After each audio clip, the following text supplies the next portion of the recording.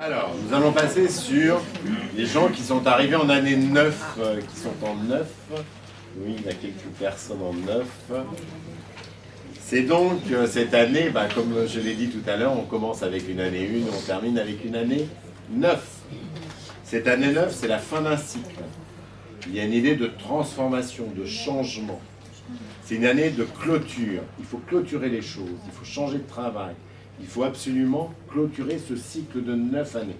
Il y a des choses à transformer. Il faut se poser, faire le bilan des 9 années qui viennent de s'écouler. On observe, on regarde, on réfléchit. Surtout, on ne rentre pas dans l'action. L'action, c'est le 1. C'est l'année d'après.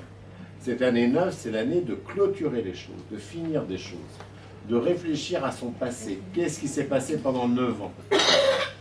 Alors, on va faire un petit peu le nettoyage. On va renoncer à certaines choses. Il va falloir l'accepter. De toute façon, des fois, quand on ne l'accepte pas, c'est la vie qui vous fait renoncer à certaines choses.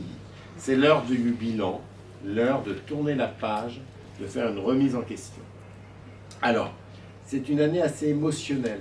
Il faut faire attention parce qu'on a des coups émotionnels, des choses qu'on ressent. On a beaucoup de ressentis là aussi. Surtout quand il y a des choses négatives et que c'est la fin de certaines choses, des fois on a du mal à l'accepter. Et pourtant, il faut aller vers ça, ça peut donner du blues, ça donne des fois au niveau de la santé des coups de déprime, des coups de fatigue, du blues, etc. Il faut essayer de dépasser ça pour avancer. Alors, l'intuition se développe, elle est bonne, donc il faut y aller. L'amitié, ce qu'on aime, etc., c'est très important pour vous, donc il faut essayer de reprendre des relations avec sa famille, etc. Le 9, c'est aussi l'étranger, l'international, les voyages. On peut être amené à bouger, à voyager de temps en temps sur des grands voyages, pour certains d'entre vous, ou avoir un rapport avec le travail au niveau des grands voyages de l'international.